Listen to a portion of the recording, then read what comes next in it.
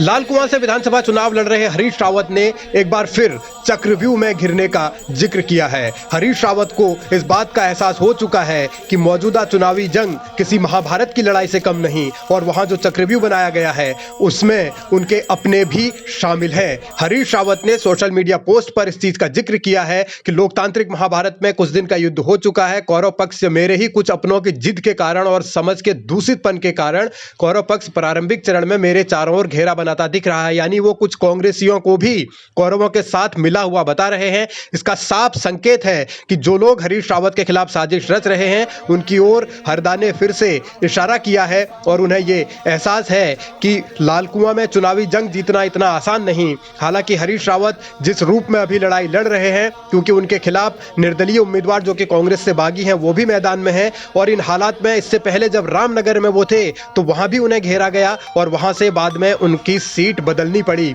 इस सियासी बिसात के कई मायने हैं, कई अहम सवाल हैं और कई महत्वपूर्ण बिंदु हैं जिन पर हरीश रावत इशारा करना चाह रहे हैं। लेकिन बीजेपी हरीश रावत को घेरने के लिए लगातार कोशिशों में जुटी है और वो मुद्दे तमाम तलाशे जा रहे हैं जिससे हरीश रावत को बैकफुट पर डाला जा सके। ये कांग्रेस की नीति रही है। जब से देश आज़ाद हुआ है तब से लेकर आज तक कांग्रेस केवल तुष्टीकरण करती रही है और भारतीय जनता पार्टी ने, नरेंद्र मोदी जी ने हमेशा न्याय की बात की है, अन्याय किसी के साथ ना हो।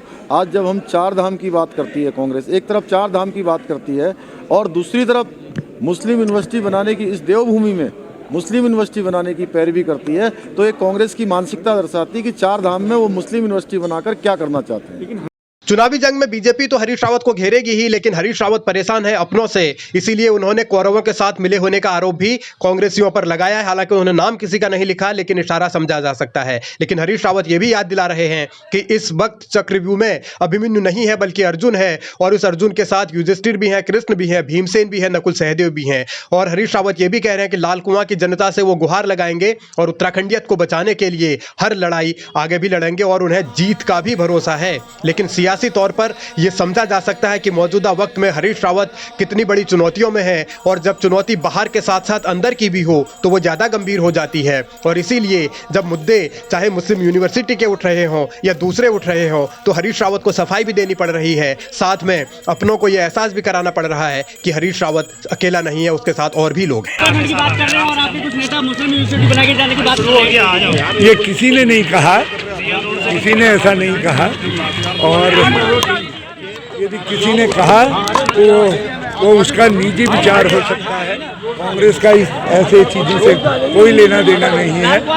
चुनावी महाभारत के चक्रव्यूह में घिरने का हवाला देकर हरीश रावत ने न सिर्फ बीजेपी को कटघरे में खड़ा करने की कोशिश की है बल्कि अपनों पर ही यानी कांग्रेसियों पर भी निशाना साधा है। लेकिन सवाल यह है कि क्या हरीश रावत इस लड़ाई में अकेले जीत पाएंगे? जो व्यक्ति हरिद्वार में हर की पौड़ी के पास नमाज पढ़ाने की बात करते हों, जो व्यक्ति मुस्लिम यूनिवर्सिटी बनाने की बात करते हैं, जो व्यक्ति जुम्मे की छुट्टी की बात करते हैं, अब उनके बारे में चर्चा क्या करनी है? बात यह है कि ये सबका देश है, सबका राज्य है, लेकिन वो इस प्रकार का वातावरण हर चुनाव में बनाते हैं तो निश्चित रूप से कहीं ना कहीं इसका खामियाजा वो भुगते हैं। हरीश रावत जी पहले से ही इसके समर्थक रहे हैं और उनके समय में जुमे की नमाज पढ़ने की भी छुट्टी हुआ करती थी।